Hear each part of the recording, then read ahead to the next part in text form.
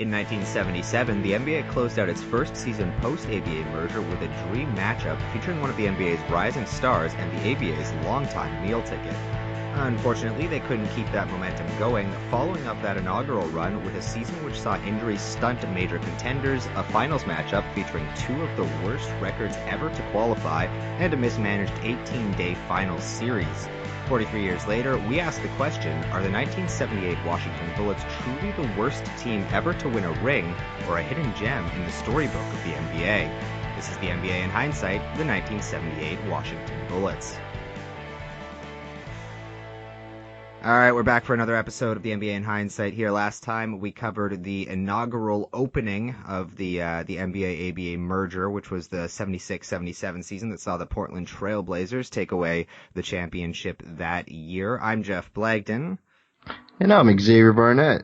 And now we're going to be moving on to the next team, which actually, if you look up their Wikipedia page, within the first paragraph of it calls them the worst team ever to win a championship. Wow, that's amazing. That's so nice. Could you imagine being part of that Washington Bullets team and you're proud you won. Then you go on Wikipedia and then you just see some asshole say you guys were the worst team to ever win. Could you imagine being a Washington fan? Man. Whether it's the Bullets or the Wizards, just in general. Yeah. Oh, that's insane. They did, however, manage to that year win their first and only NBA championship, which is kind of a theme during these opening episodes that we're running here for the first little bit. It's going to take us a while to get through these episodes to get to a team where we're not saying they're first and only. Yeah, it's funny because the announcer even I watched a couple of finals games and the announcer even mentioned he's like, this is the I think like sixth time in seventh season that a new winner will be crowned for the NBA. So interesting time in the 70s, you know. At least you can't predict who is going to win every year. That's a positive. That's true. It's not like the 90s where we had two teams that actually won championships. Yeah. Three, but let's be real. 88-89 gets an asterisk, or 89-90 gets an asterisk.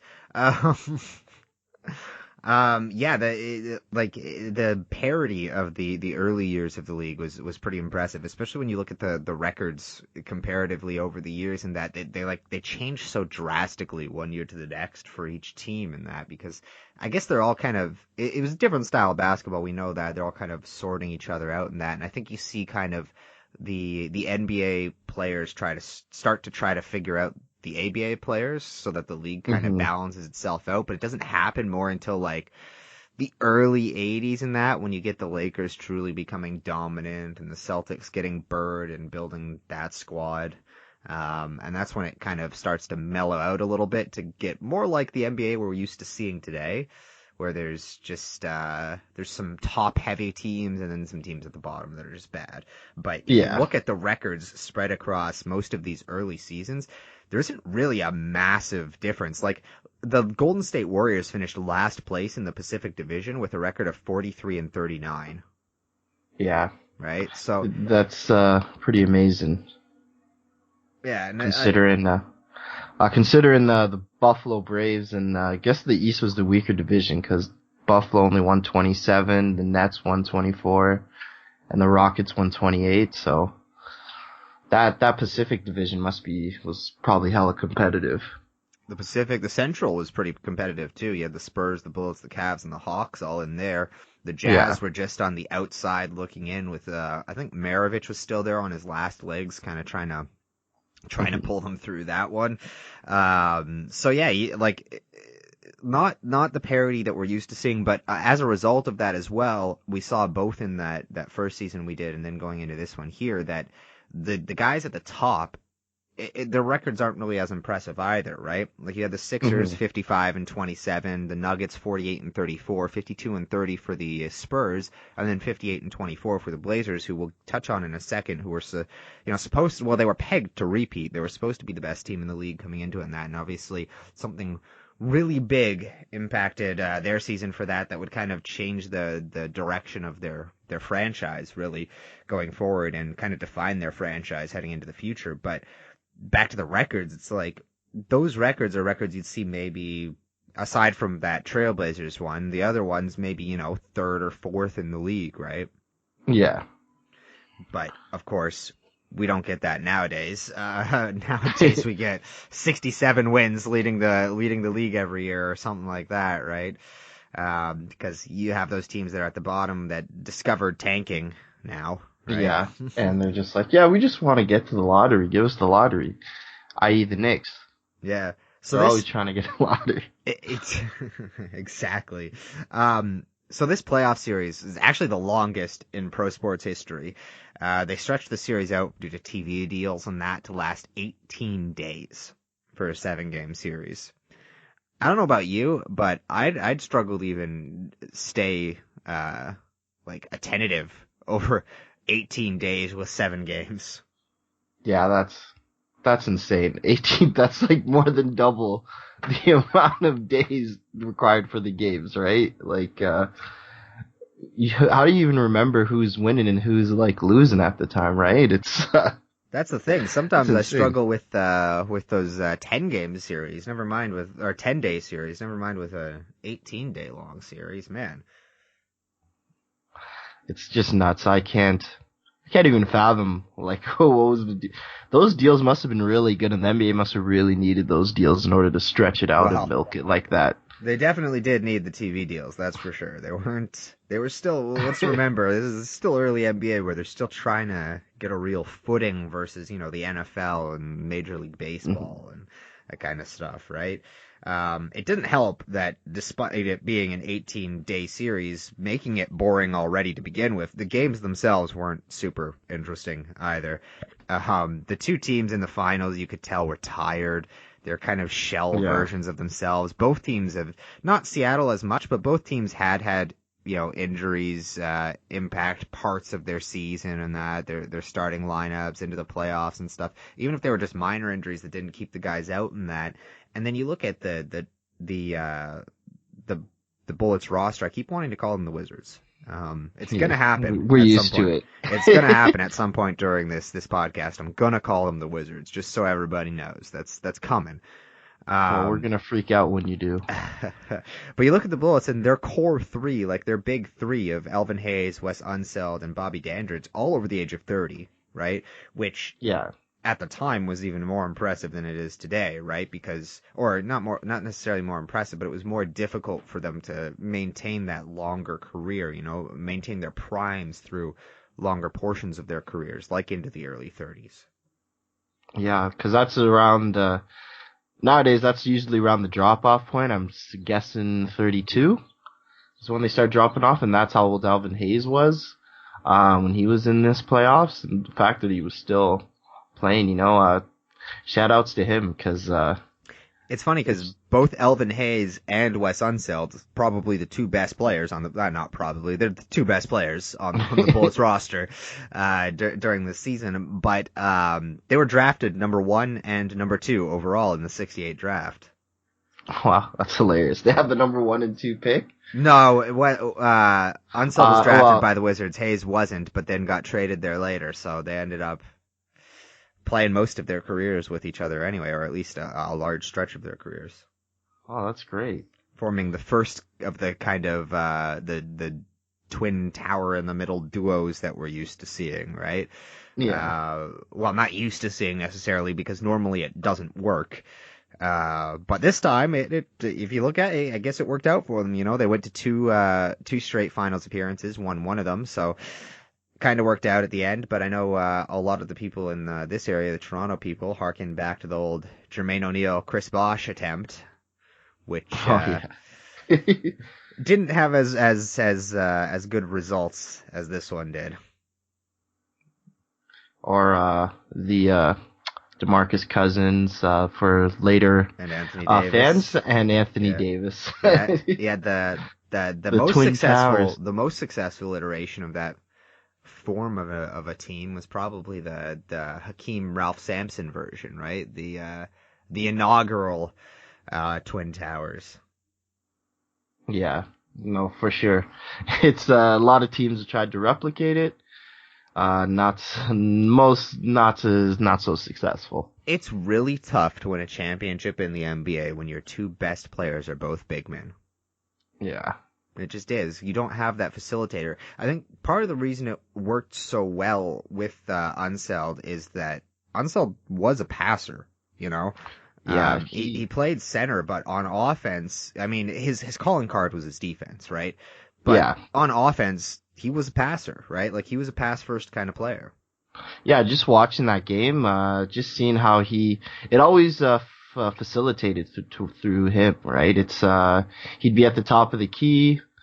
He'd pass it. Honestly, he was all over the place. Like he was setting screens, picking up fouls.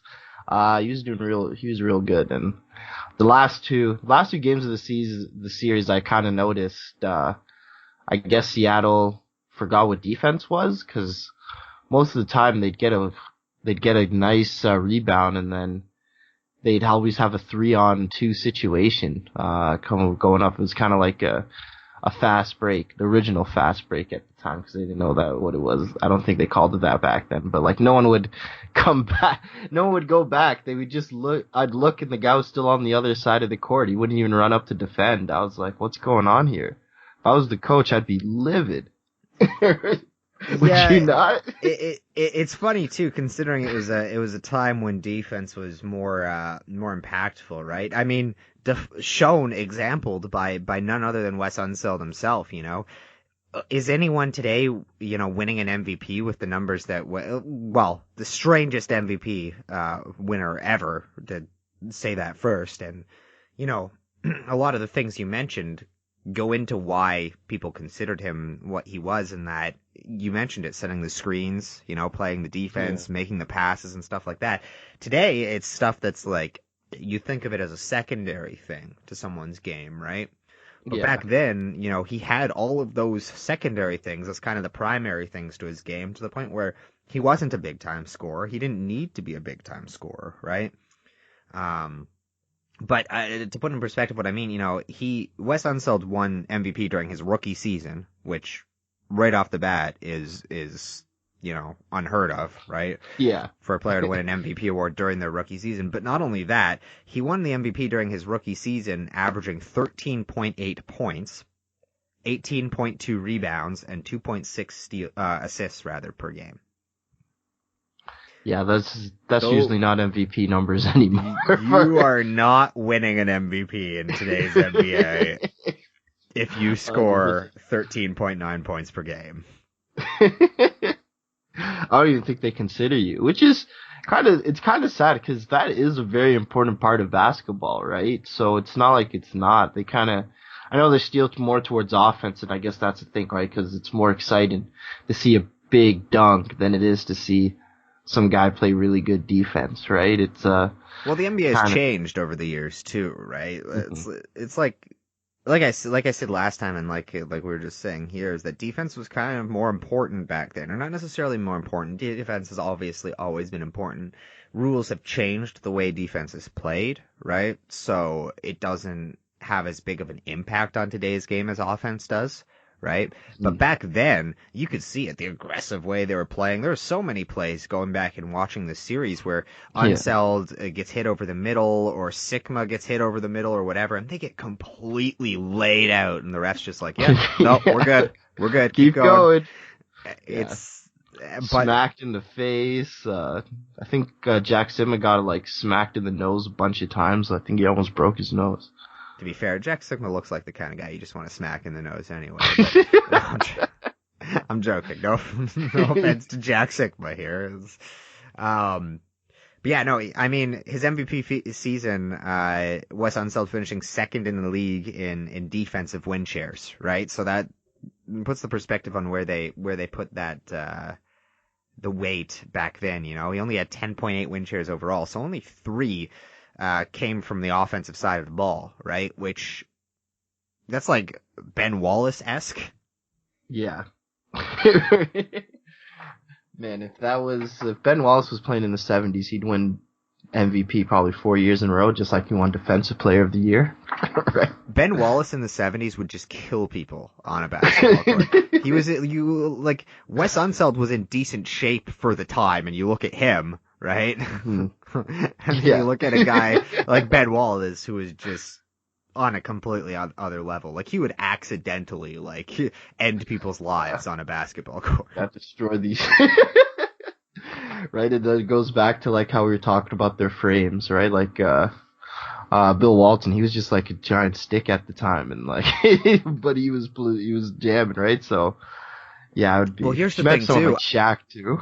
I don't know if you have it open in front of you, but do you know how tall Wes Unseld was?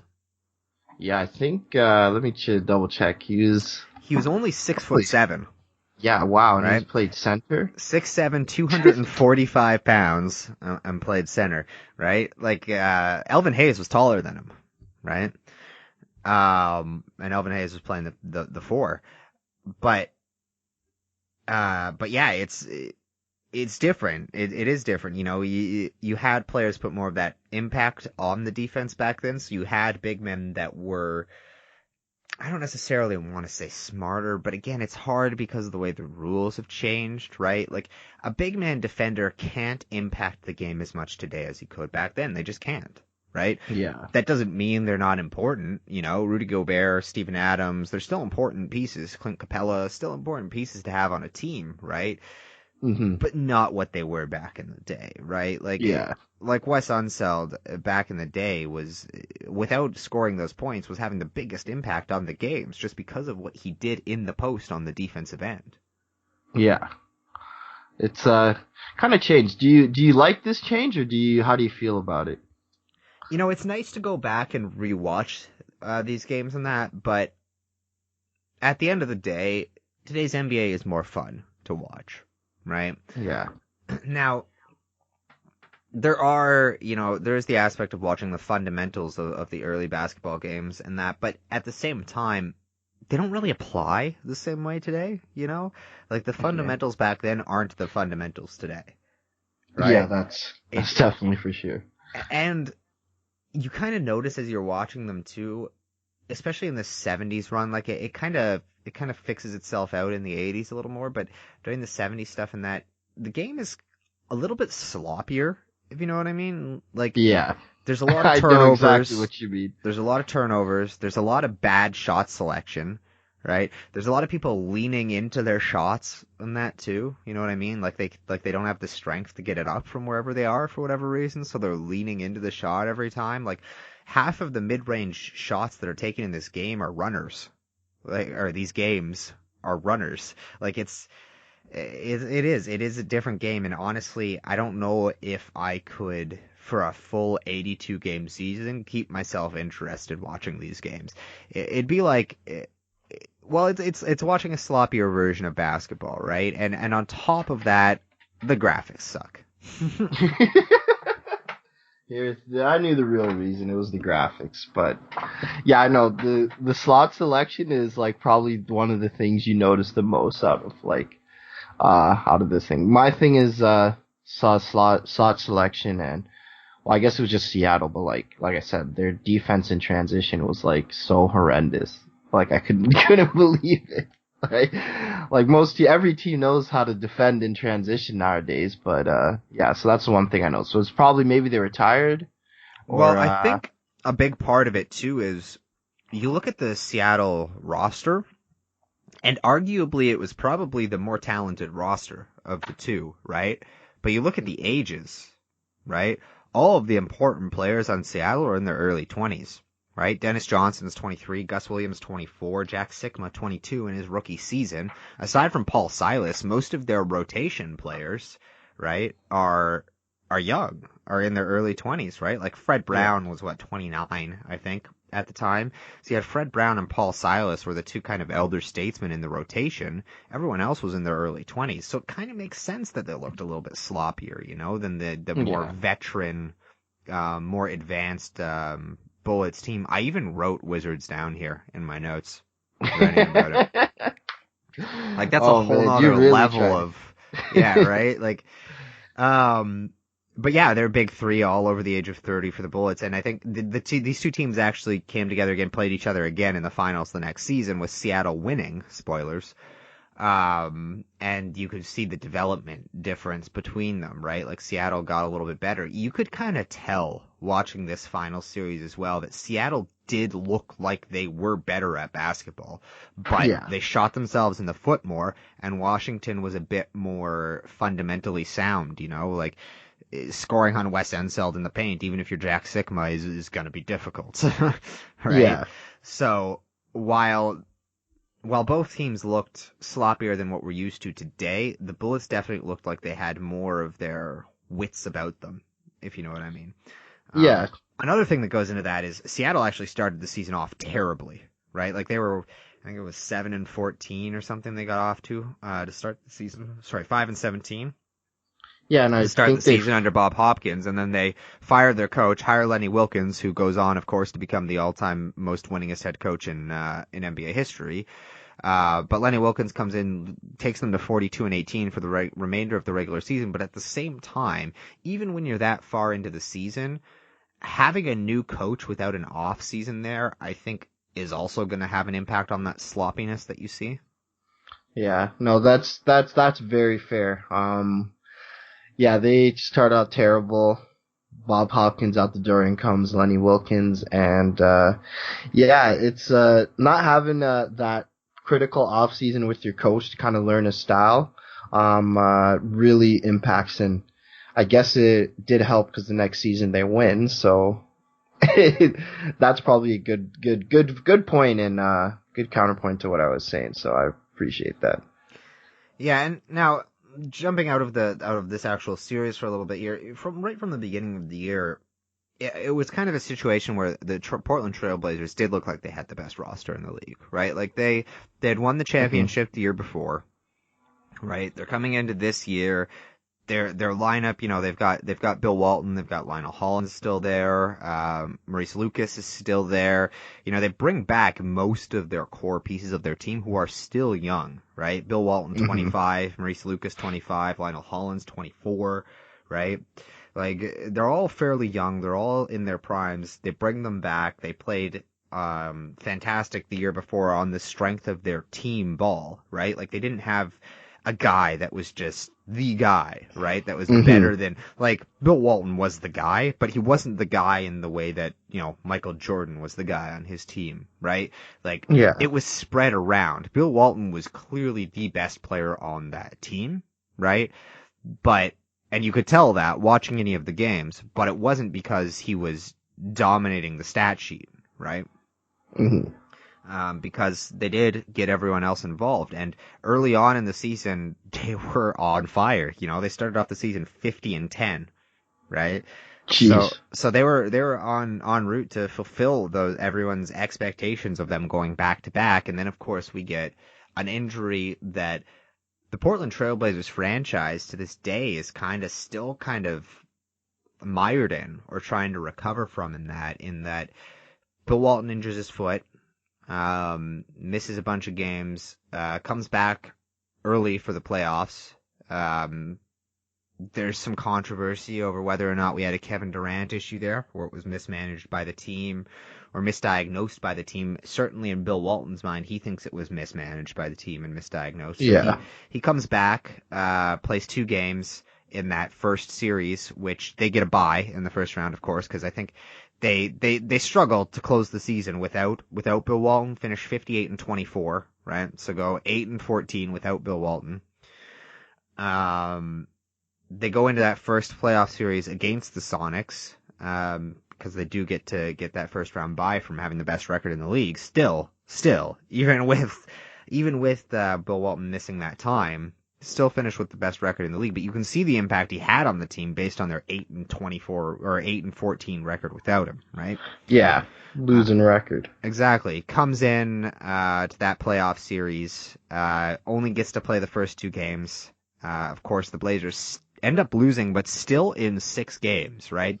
So you got to think, if you had a healthy Bill Walton, are we talking about the Blazers repeating? And maybe instead of talking about the worst team ever to win a ring, we're talking about the starting of a dynasty, right?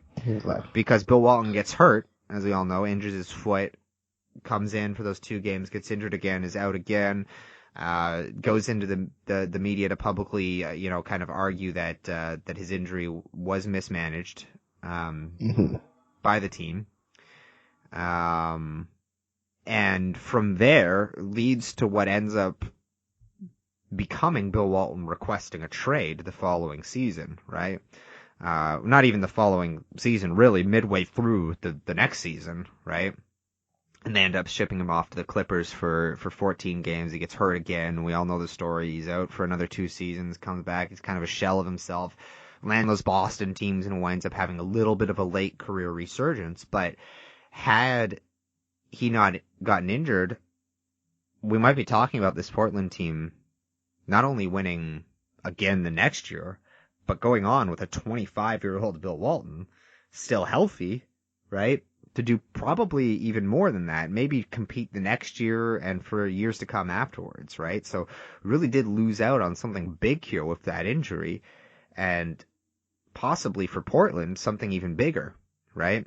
Not only with the injury, but even if they were able to manage to keep him, right? Because it was a huge plague on the dynasty for so long that the franchise's best player publicly denounced the team's medical staff, right? And publicly said that his injuries were mismanaged and forced his way out of town, right? And Portland struggled for a long time to recover from that.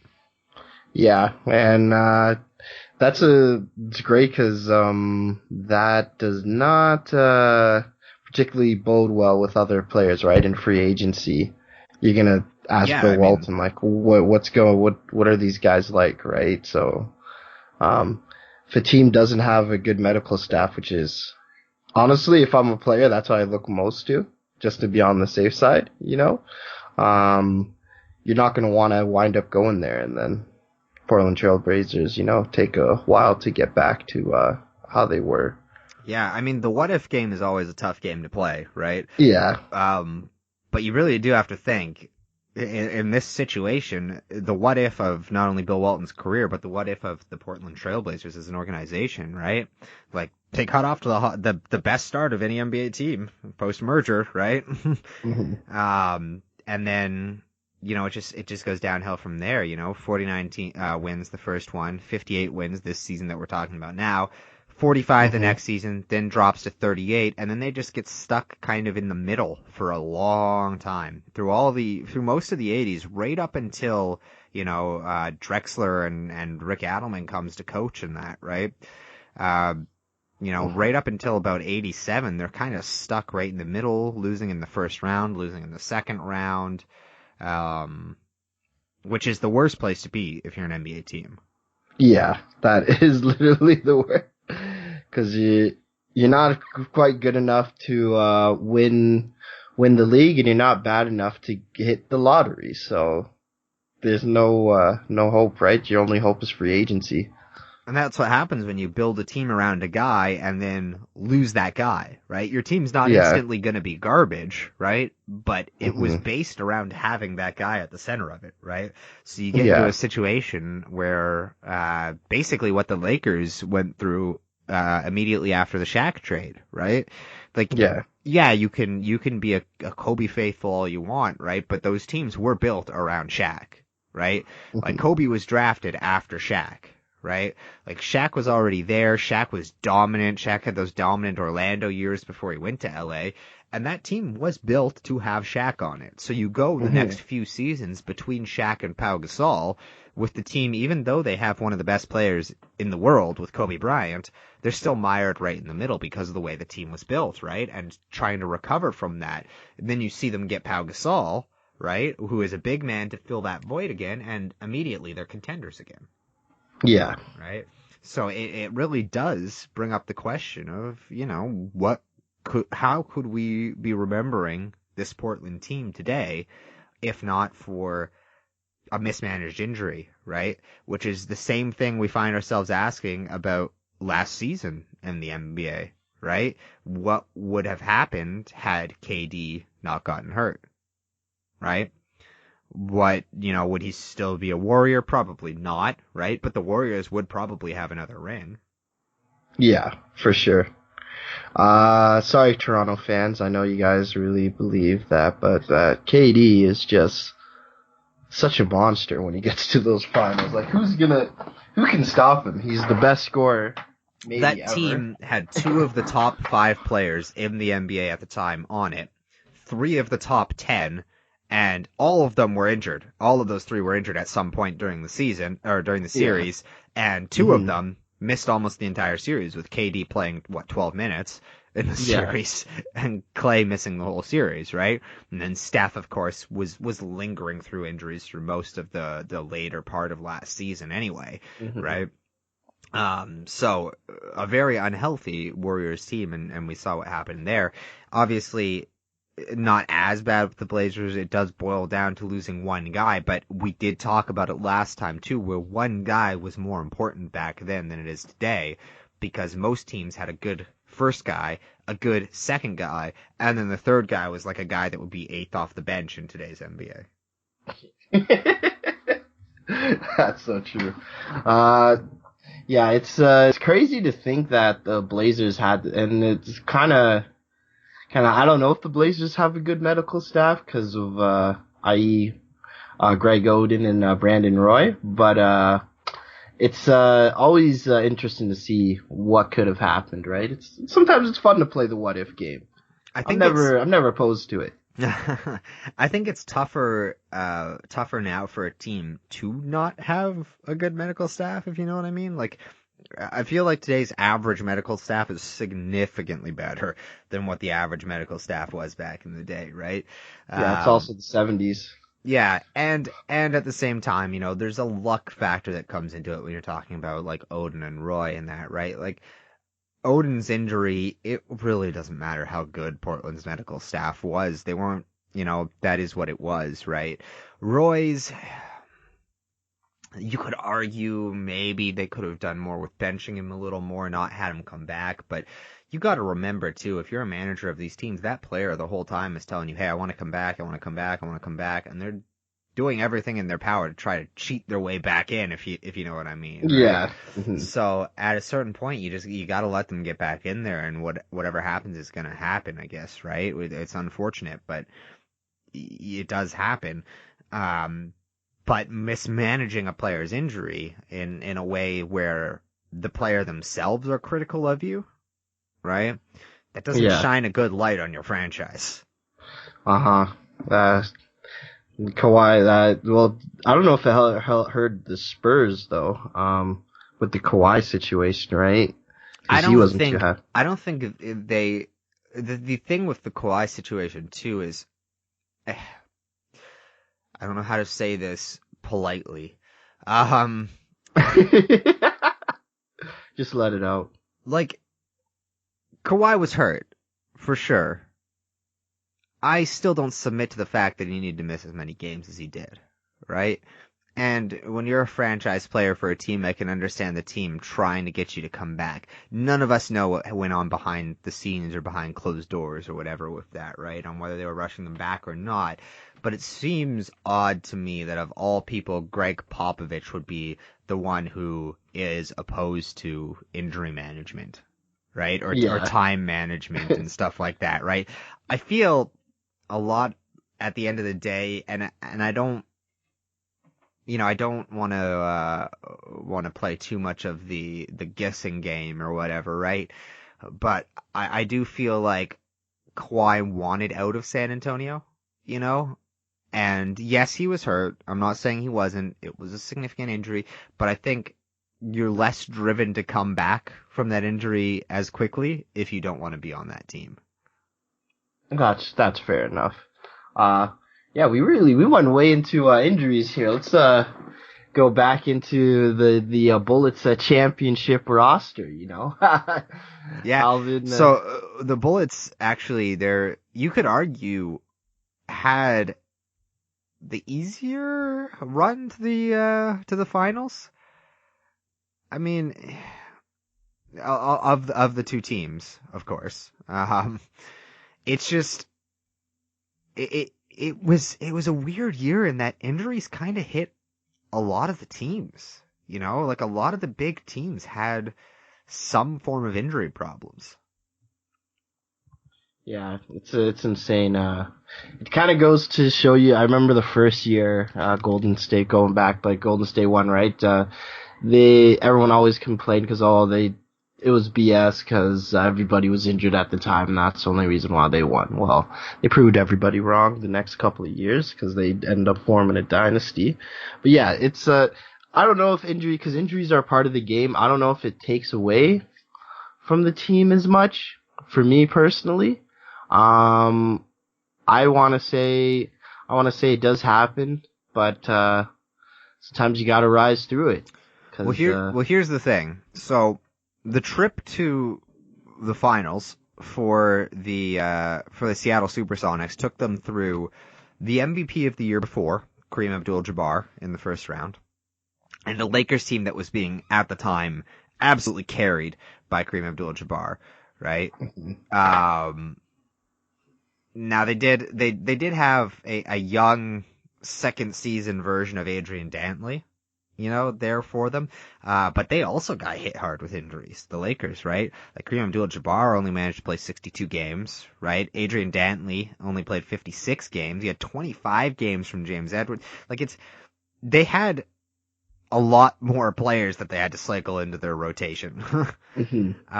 So the Lakers kind of went as Kareem went at the time. It was the one era in Lakers history where they kind of relied on the one guy, because the Lakers usually had a pair of guys, right? Yeah. At whatever point throughout their history. But they weren't able to this year, so they only managed to pull off those 3 games in that first series with them before losing the series 2 games to 1, right? Shortened opening series compared to what we're used to nowadays, right? So they take out Kareem, the MVP from the season before, and arguably the most dominant player in the league at the time, right? They go on to the second round and take on Portland, right, who has the current MVP at the time, and it can't be understated enough that Bill Walton was able to win MVP in 77-78 playing in only 58 games. Right? Yeah, it's an 82-game season. He only played 58, and he won MVP. He was considered enough better than everyone else, or enough more valuable to his team, that missing out on that many games, he was still able to take home the award. Yeah.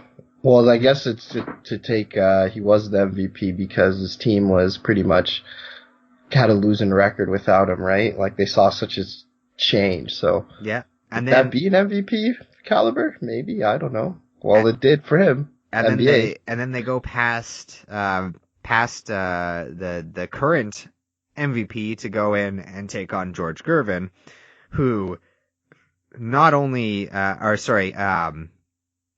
good. I'm looking at the other team at the moment. But they go on and go into Denver, right, for that series, who has 3 Hall of Famers on the roster. You got the David Thompson and Dan Issel led squad there. David Thompson, 23 years old at the time, so just coming into his prime, one of the most underrated players in the history of the NBA, or not necessarily underrated so much as undervalued, if there's really a difference between them. So they go to a hard-fought 6-game series against them that they pull out 4-2, and so it's not surprising when you see coming into the final series, even from game 1, that the Sonics look a little bit more behind, more tired than the Bullets. Yeah. The Bullets' run to the playoffs takes them through Atlanta, which was an easy sweep, 2-0 for them, right? They go into the Spurs to take on the scoring leader of that year, which is George Gervin at the time, right? Who actually that season opened a stretch of 5 seasons where he would win the scoring title in 4 out of 5 years. Right? So they move in there for probably their toughest series of this run when they go in to take on the Spurs. Tight games the whole way through. High scoring games for the time too, which isn't surprising given the Nuggets the Spurs weren't exactly a great defensive team. Wow, that's crazy. Considering I never would have thought the Spurs would be a great defensive team. Well, they come into to game 1, and the Spurs end up actually taking game 1, 114-103 behind 35 from the Iceman. They go into the second game and another high-scoring affair with the Bullets taking it narrowly, 121-117, and Gervin drops 46 in that one. Jeez. All right, so I mean, there's a reason he's called the Iceman, right? We get into these playoff Yeah. series. He finished the series averaging 33 points per game. I set, hovering right around 50% shooting from the field, right? Elvin Hayes counters, leading with 24 points per game on the other side there. Dandridge has one of his better series, actually, of this playoff run, putting up 20 points per game. He does miss one of the games. Only plays in 5 games in the series. But does put up those 20 points per game, 5 rebounds, 6 rebounds almost, 4 assists, 2.5 steals per game in the series. So one of his better series of the run, especially when we compare how much he kind of dropped off in the following series. Yeah. So a tough run there against the Spurs for them. But then they go into Philadelphia against last year's Eastern Conference champions, from the year before. And go to play Dr. J's squad, but it's weird to call it Dr. J's squad because Dr. J, he was there. He was there. It was more or less Doug Collins' series the way it played, which was really weird watching the year before where Doug Collins kind of disappeared in the playoffs. Yeah. It's insane. You never know who's going to get hot and who's going to be irrelevant, right? Everyone has their one time to shine in the playoffs. Everybody gets well, maybe not the bench players, but mostly. But yeah, every starter has a time to just go off, and they just cannot miss, and everything they seem to do goes right. A big thing in that series too was just how bad George McGinnis was in the series.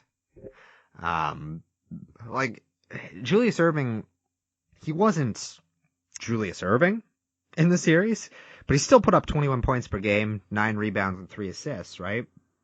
Mm-hmm. George McGinnis, their other Hall of Famer, who they're also kind of relying on, who actually for the first 3 years after the merger led the 76ers in scoring, even with Dr. J on the squad, right? Yeah. But he only puts up 13 points per game in this series, only manages to play 26 minutes per game. He's kind of struggling through it, laboring through a little bit. But the biggest thing is he's still putting up those shots, and he goes 29 for 75 in the series. Jeez. And they still let him put up those shots. Wow. It's kind of like what we said earlier, though, in that's how you got to win. What else are you going to go to, right? Like Julius Erving, George McGinnis, and Doug Collins are your guys, right? Worldby Free's there, but he's not really Worldby Free yet. He's not the 30-point per game guy yet, right? Only 24 years old at this point. So you kind of got to rely on McGinnis, and you're kind of screwed when he doesn't come through. Yeah. Live by the gun, die by the gun, I guess. That's pretty much, that's the interesting thing about the early NBA, right? You kind of gotta find if that doesn't work, we'll try and move the ball a little bit, but I guess it was a lot more ISO, weird shot selections.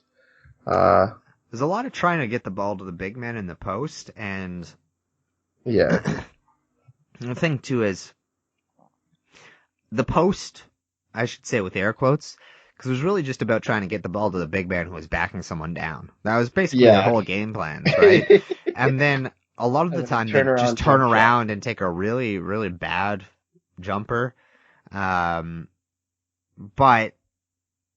I guess it's hard to criticize too much. There's a whole evolution of the game to look at, right? So we look back on it and we're like, yeah, that looked sloppy, but everything evolves over time, right? Like if those players were playing today, they probably wouldn't be taking those shots, right? Yeah. 100%. I mean, if they were playing today, they'd probably just be taking threes, but.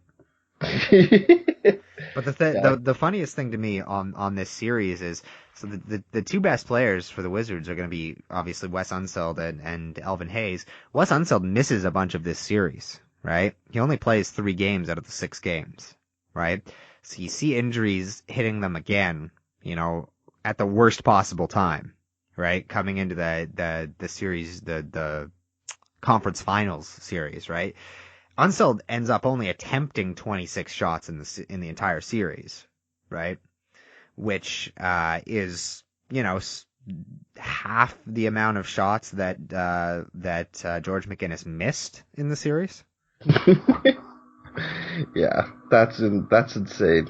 But Elvin Hayes in this series is just dominant, right, comes through. He averages 23 and 16 in the series, 23 points, 16 rebounds per game, but he just imposes his will throughout this series. Game one, right off the bat, the Bullets take it. Hayes is dominant inside. He's grabbing every rebound that comes up. He finishes with 28 points, 18 rebounds, leads the game in both of those. Comes in the next game, grabs another 15 boards in a loss, right? But plays excellent defense in that game. Very good defense throughout that game, holding George McGinnis down, right? And then you have game 3 comes in. It's the Bobby Dandridge game, right? Yeah. There's always that one game in these series where the third guy has to come through and win it for them. These ones back in the day, right? There's always that one game, and it's usually game 3 or right in the middle somewhere, where it happens. But there's usually that one, and for that one it was game 3 this time around, and kind of really the game where you could feel the momentum turn in favor completely of the Bullets, because there's a stretch in this game. The Bullets end up winning 123-108, but there's a stretch where they just look better than they have this entire series. It's the only time in the series where they just look more dominant, and then they just carry that over throughout the series from there on, right? So they take that one, 123-108. Dandridge drops 30 in that one. Elvin Hayes comes back in game 4 to be the man that he's been all series long. The Bullets put up 121. Hayes puts up 35, gets 19 boards.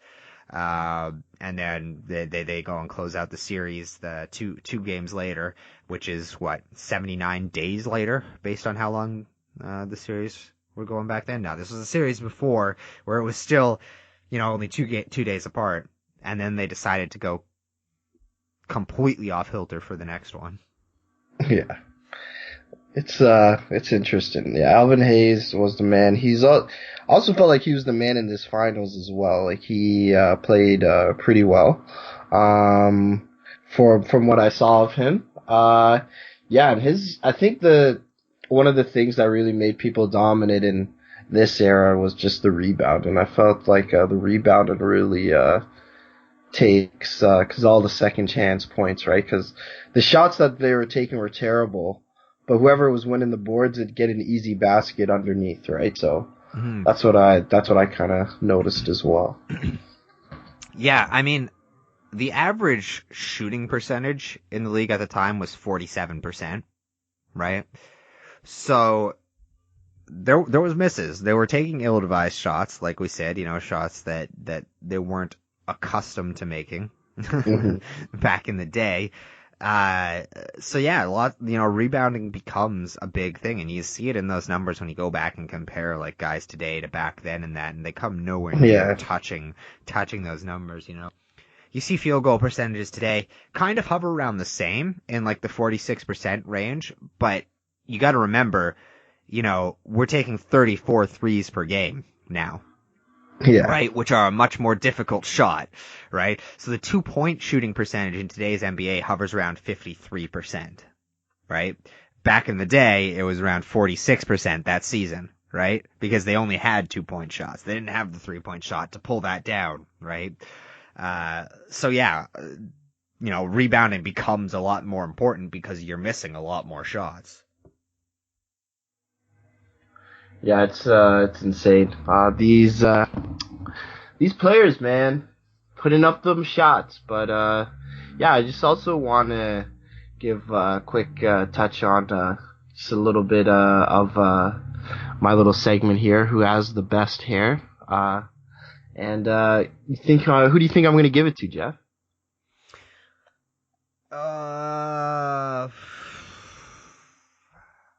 Who had the best hair in this series? Man. We should note too, a lot of people are going to remember Wes Unseld from the massive Fro days. He was cool. He was taming it down a little bit here, right? Like his age 32 season, it wasn't as, it was a little shorter, a little bit more in line. I'm not going to guess at yours because I have one for mine, and I'm going to give it to someone, and I'm 99.9% sure it's not going to be the person you're thinking of because it's a little off the wall. So I want to see what you say first. Mine, I'm not going to lie, I'm going to give it to Wes Unseld. Even though it is tamed, it was still way more massive than everybody else's. Like, I just knew, I'm like, yo, who's that player? That's all I need. I was like, I need to take notes because he's just all over the place, and that's kind of how I knew, and he was the first player I really started recognizing. And then I recognized, obviously, Elvin Hayes, but, yeah, Wes Unseld was the first one I recognized, because, I'm not well versed in the 70s, so yeah, well, who's yours? I'm giving it to a coach. I'm giving it to Lenny Wilkens. And it's not just the hair with Lenny Wilkens, it's the whole Lenny Wilkens style that goes into it. If you know what I mean. Like, as a player, he had the same deal going on. You know, he was that player on the court that always had the gold chain around his neck and all that stuff, right? He looked like a guy who was about style when he was on the court. And then you look at him in this game from the bench, and the suits that he wears throughout this thing just tie in so perfectly with that oddly clean cut yet angled haircut he has going on there throughout it. Like, it's kind of like a basic part to the left, except like the right side rises up almost like a cliff. But it's the suits. It's the suits at the end of the day, because Lenny Wilkens had a very unique style, and it basically became the stereotype 70s archetype style.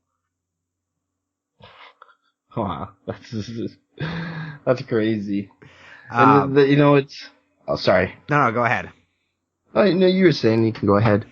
I totally forgot what I was saying. So yeah, Wilkens you have to make me admit it. Wilkens to me stole the show. I mean, whenever you'd see him on the sideline and that, it's like you're looking to see Lenny Wilkens, because the dude, in the same way we talked about last time, Dr. J defining cool in the ABA, Lenny Wilkens kind of did the same thing as a coach in the NBA.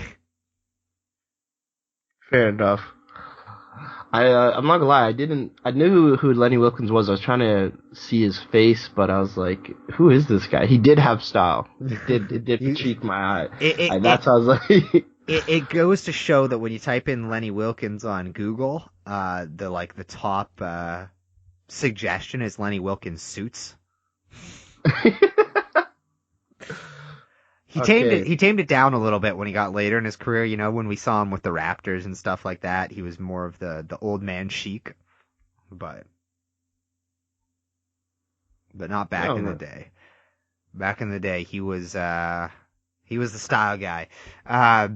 Also a tremendous head coach, you know, taking over that team and bringing them into the finals there that year. Which I shouldn't note, you know, we were saying that this is on the short list for the worst teams to win a ring, right? I'm sorry if you're a Washington fan, a Bullets or Wizards fan, that I have to say that, but it is true. The season worked out in a way with the injuries and such that it wasn't necessarily the best team. They were better the next season, you know, when they ended up actually losing, right? But we're better the next season overall, and both of these teams got better the next season when they came back to play that rematch series there at the end. But, you know, both teams under 50 wins going into this, right? Which has never happened since, right? Not unless the, you know, strike shortened seasons, right? Yeah. But in an 82 game season, it's never happened that the two final teams have been under 50 wins again since then. They're the only team to win less than 50 games in an 82-win season and win the championship since 1958. It's the fewest wins ever by a champion in a non-lockout season, right? And the Bullets are the last road team to win a Game 7 in the finals before the 2016 Cavs' famous 3-1 comeback. Wow, I didn't even realize that. I think they said that stat too, but I didn't even pay attention to it. Because sometimes the stats in sports, I'm just like, oh yeah. Well, at the time, cool. They would have been the only team, right? Yeah. It's crazy. Good on the Bullets. So there is the discussion is there on whether or not they're the worst. I don't think they are the worst. I think they're on the short list. Okay. The worst, it's tough because some of the pre-merger era teams were bad, like really bad, right? And then you have teams who catch on and get lucky as well, right? But yeah,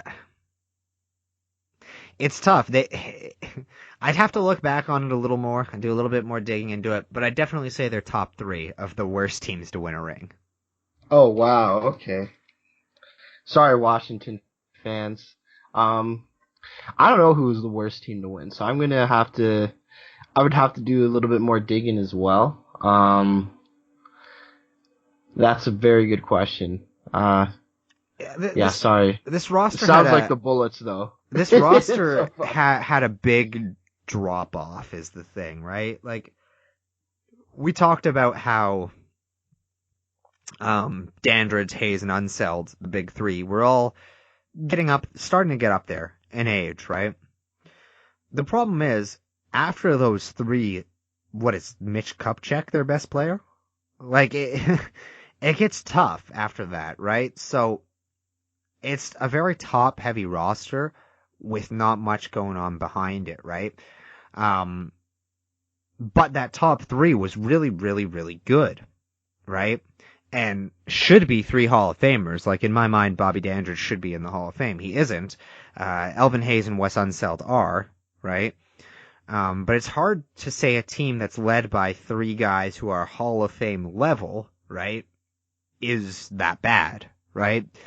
But it's the rest of the roster, the age of those big 3 and that all plays into it. The fact that I think this Seattle team was actually the better team, but they were clearly just a year away from being able to put all the pieces together, right? Because they did it next year and had a much better season with 2 teams that were better. Both teams got better going into the next season, which is another reason that it's easy to pin them as a bad championship team. It's because they lost the next year and were better. Yeah. Right. So that makes a lot of sense, and that's a good argument. Like I said, it kind of looks like it's the Wizards for me, but I have to do a bit more research, so I'm not as educated. And then, of course, we talked about it going into the next season. Seattle takes it over from them, wins their championship, which will, spoilers, be their only championship to date. So we continue that run when we go into the next season on there with 2 better teams heading into that.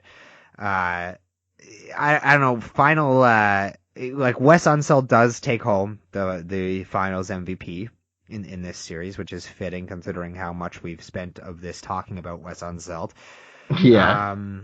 Elvin Hayes maybe can be a little salty about that, because I feel like Elvin Hayes probably had the bigger impact, not only in this series, but throughout the playoffs.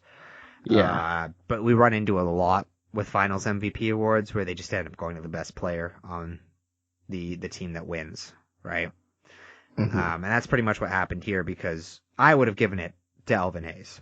But it goes to Unseld, who takes home finals MVP exactly 10 years after he won league MVP. And that's how we close out this series with an anticlimactic end to an 18-day excruciatingly long run of games that aren't the most interesting games on the planet, because we're watching 2 kind of tired-looking teams play through a 7-game series. All the games for the era end up moderately high scoring, but it's usually not because it's a good game. It's just because both teams end up being too tired to play good defense in the fourth. That's for sure. The only game that really stands out is Game 6, where it's just a massive blowout for the Bullets the whole way through. Final score ends up 117-82, but honestly, it was more of a gap than even that. Yeah, no, it was insane, but like we said, bad shot selections. There was a run where I don't think the Seattle ever, there's only 2 guys playing defense every time the Bullets would run up the court. So it was if you play like that, that's asking to lose, right? Exactly. Now, I found a recordings of these games that was the full recording of the games that had the ads built in. Last time we watched the last, obviously, 76-77 finals, they didn't have that, right? I gotta say, the ads made up for the fact that this wasn't the best basketball. No, the ads were. It's like I felt like one of those people that only watched the Super Bowl for the commercials. Uh, the commercials were pretty funny. I don't know if you caught the one that was the the vaccination commercial. He's like, my son has measles and now he's deaf, right? It's crazy that back then we had people saying you got to take your vaccines, right? And now there's a whole movement that's against that. So also, commercials about people like straight out drinking and driving in the commercials that they're filming. They just have people drinking and driving in the commercials. Yeah. They're talking about like getting a fax machine that fits in your office because how big they had to be. And it's just, it's probably the best part of this. If you're going to go watch this, watch it with the ads in there. The other thing too is that, it's the first time I think that I heard an unfiltered kind of raw version of Wilt Chamberlain's voice, and it is not what I expected. Like he was doing one of the commercials and his voice comes on and it's like, I'm expecting this like super deep, ultra manly voice, right? And it's like, I don't know, a hair off of Ashton Kutcher. Like, another thing I noticed was, it was Red. I think it was Red talking about like had a Celtics jersey with some old guy. I'm gonna be bad because I'm a Celtics fan. Red Auerbach.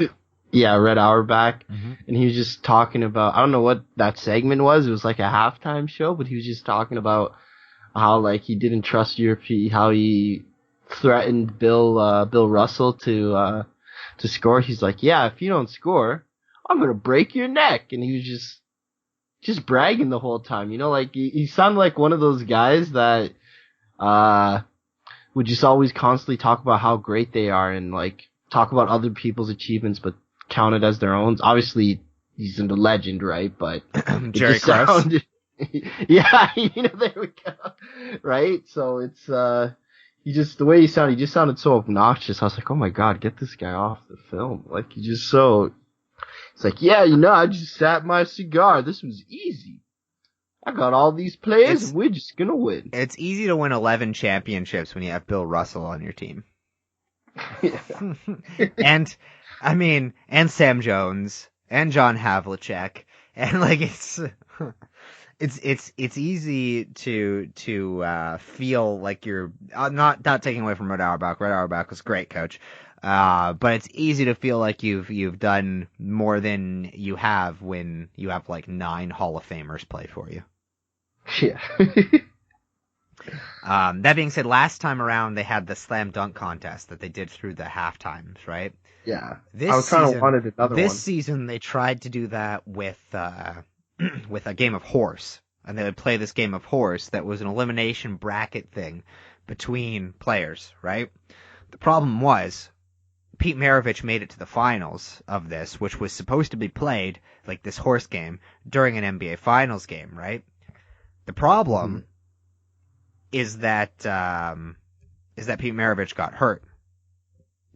So, instead of Pete Maravich in the last round of this horse game that they were playing, they subbed in someone else who actually turned out to be Rick Barry wearing a hood, and made it a free throw thing where him and the other guy, who's I can't remember who the other one who was that actually played in it. 1978 NBA horse.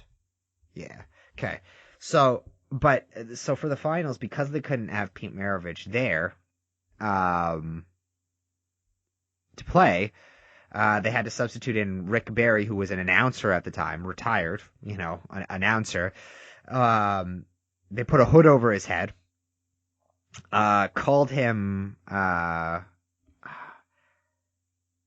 can't remember what they said he was, but they gave him some name to mistake it, and he came out and competed against, it was Paul Westphal was the other one that made the finals. Came out and competed in just this free throw thing where they each shot a free throw, and Rick Barry missed because he couldn't see, right? And that's how they won. And it was just so anticlimactic, even compared to what that dunk contest was. Yeah, and so bizarre.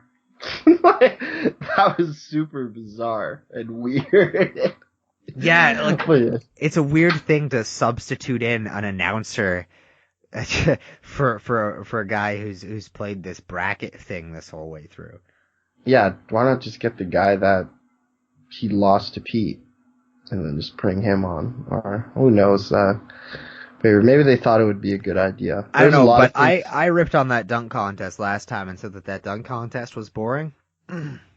Man, had nothing on this horse contest. This was definitely significantly more boring than the dunk contest. And it goes along with the theme that this final series was, which was relatively boring. A long, drawn-out series, 7 games between two teams that weren't the top 2 teams in the league. An injury-plagued playoffs for many of the top teams, leading to a subpar matchup that scheduling decided to make last 18 days, meaning interest kind of waned. We had this horse competition at halftime that was really weird, and all in all, it wasn't the best final series that we could review. In fact, I'm excited to get on to other ones past this one, because this one might very well be the most boring NBA Finals series ever played. Wow, and they played their hearts out for us. Hey man, I appreciate the fact that they played their hearts out, because they had to play their hearts out because they all looked tired as shit. And they were all hurt and all injured coming into this series, and they did play their hearts out. But what are you gonna rather watch? A bunch of dudes who are subpar, hurt, and tired play their hearts out, or a bunch of guys who are super talented be sloppy? A bunch of guys that are super talented be sloppy, I guess. Exactly. It's just more exciting to watch that way, right? Mm-hmm. Sometimes, the style of basketball that's work it into the big man all the time isn't the most exciting thing to watch. And we got 2 teams here who were based around having 2 good big men on both of their teams, right? You had Jack Sigma, who was in his rookie year, to be fair, on Seattle, but clearly a focal point of this offense, just couldn't figure out the foul thing, right? This season. Yeah. Ended up missing so much of all the series in the playoffs because he couldn't get his fouls under control. Finished with 3.7 fouls per game in the regular season. The playoffs, I have a feeling it was more. Let's see, what was he in the playoffs? The playoffs, the playoffs, he was at 4.6 fouls per game. So, oh my goodness, almost fouling out of every game. Limited to only being able to play 32 minutes per game, and when your offense is based around getting the ball into the guys on the inside, and you're missing one of those guys on the inside who happens to be your 7-footer, it gets a little tough to play interesting basketball. And we saw a lot of that, and I think what you were talking about with the settled shots, a lot of it has to do with that as well. People who they weren't generally relying on making those shots. So that's the 1978 Washington Bullets. It's funny because I went on just to check for one last anecdote here on NBA 2K20. And 1977-78, the season, has no all-time teams on 2K20. Oh, wow. Neither the Bullets, nor the Sonics, nor the Blazers. Nobody. That's insane. Not even the Blazers, eh? I think they had the Blazers from the season before in there. And to be fair, okay. The team didn't change much. Yeah. But interesting nonetheless, unlike this series, the famed 18-day, 7-game series of just a struggle. But that was the second attempt of a merger between the NBA and the ABA at putting on a final series. They'd figure it out more as they go along, as you'll find out as we do, as we go along with this journey, highlighting all of the teams that have won championships throughout the history of this league. We can go over every single one since the merger that has taken home a championship. I still have no idea how we're going to deal with it when we get into the times when teams happen to win more than one championship. But we'll figure that out when we get into the 80s. For now, that's our review on the 1978 World Champion Washington Bullets. I'm Jeff Blagden. I'm Xavier Barnett. And we'll catch you next time on the NBA in Hindsight.